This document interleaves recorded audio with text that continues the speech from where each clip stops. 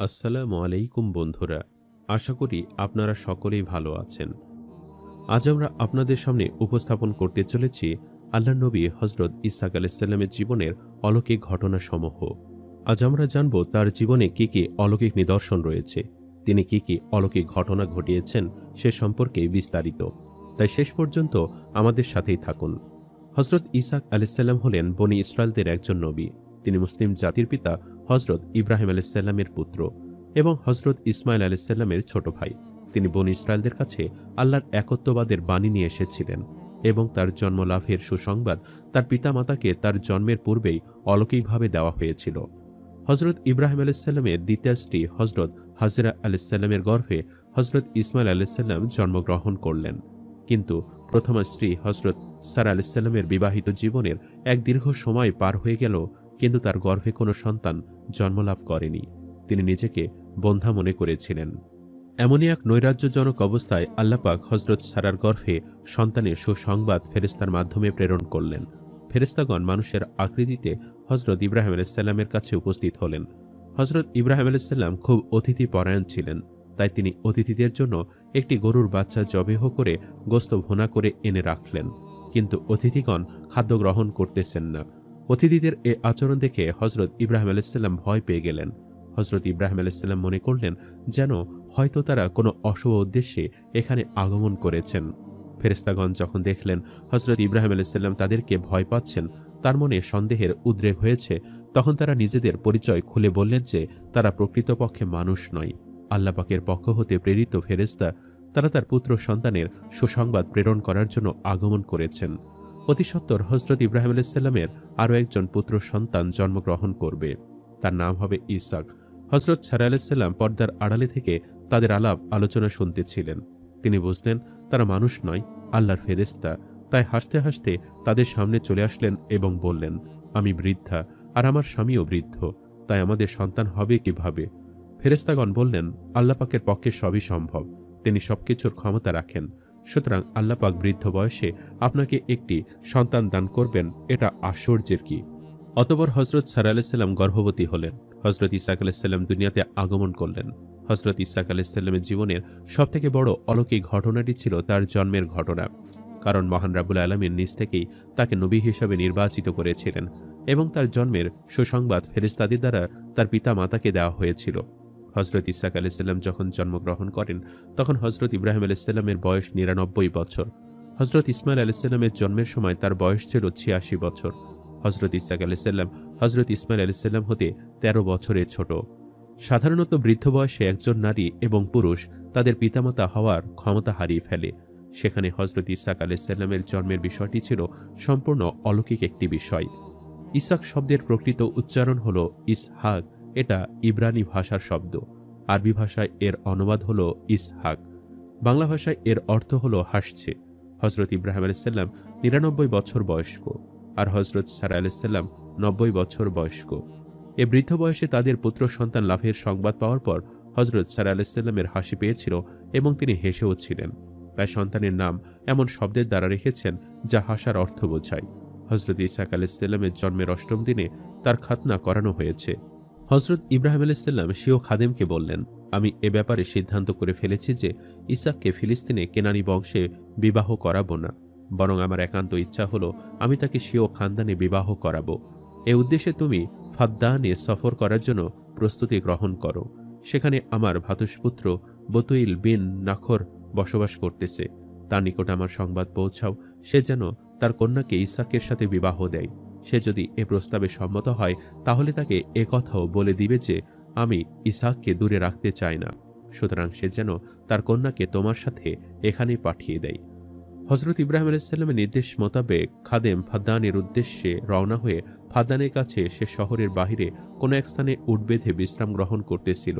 উদ্দেশ্য ছিল তাদের অবস্থা সম্পর্কে খবরাখবর নেওয়া। এখানে বসে থাকা অবস্থায় সে একটি পরমা সুন্দরী যুবতী দেখতে পেল। সে কলসি ভর্তি করে পানি নিয়ে যাচ্ছিল।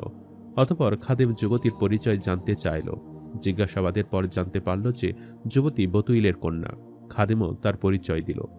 যুবতী তাকে মেহমান হিসাবে বাড়িতে নিয়ে গেল। বাড়িতে গিয়ে স্বীয় ভ্রাতা লাবানকে মেহমান সম্পর্কে অবগত করল। লাবান তার খুব সেবা যত্ন করল এবং তার এখানে আগমনের কারণ জিজ্ঞেস করল। সে হজরত ইব্রাহিম আলাইহিস প্রস্তাব লাবানের নিকট বিস্তারিত বর্ণনা করল। লাবান এ প্রস্তাব শুনে খুব খুশি হল এবং তার পিতার নিকট গিয়ে বর্ণনা করল। বতুইল বিন নাখর পথের প্রয়োজনীয় সামগ্রীর সাথে দিয়ে স্বীয় কন্যা রুফকাকে হজরত ইব্রাহিম আলাইহিস খাদেমের সঙ্গে ফিলিস্তিনে পাঠিয়ে দিলেন।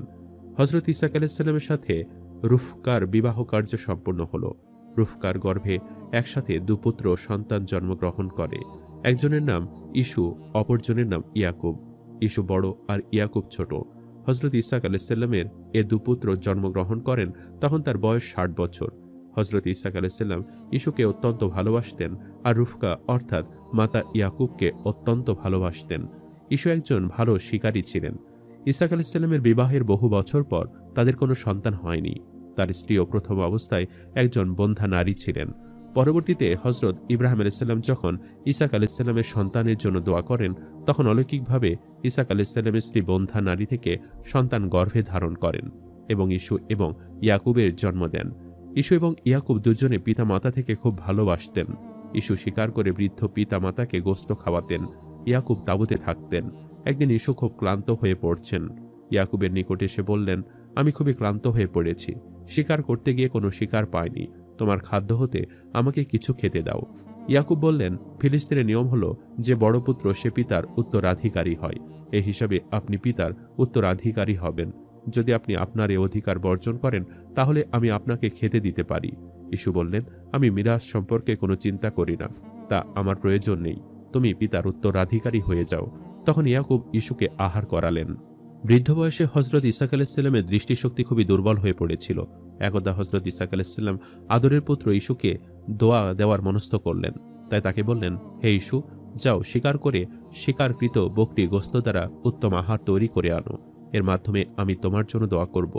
আল্লাহ পাক তোমাকে নবুয়তের মর্যাদায় ভূষিত করবেন। ইসু শিকার করতে গেল। রুফকা হজরত ইসাক আলাইহিস প্রস্তাব শুনতে পেলেন। তার মনে বড়ই আকাঙ্ক্ষা হলো যে যদি ইয়াকুবকে এ বরকত দেওয়া যেত তাহলে কতই না উত্তম হতো। সেও আকাঙ্ক্ষাকে বাস্তবে পরিণত করার জন্য তিনি পরিকল্পনা করলেন। মাতার সাথে সাথে ইয়াকুবকে ডেকে বললেন, অতি তাড়াতাড়ি বকরির গোস্ত দ্বারা উত্তম খাদ্য প্রস্তুত করে পিতার সামনে পেশ করো আর পিতার কাছে বরকতের জন্য দোয়া চাও। ইয়াকুব অতি দ্রুত খাদ্য প্রস্তুত করে পিতার সামনে রাখলেন, কিন্তু কে খাদ্য প্রস্তুত করে এনেছে তা পিতাকে অবগত করলেন না। আর হজরত ঈসা আলাইহিস কাছে বরকতের জন্য দোয়া চাইলেন। পিতা খাদ্য প্রদানকারীর জন্য প্রাণ ভরে দোয়া করলেন।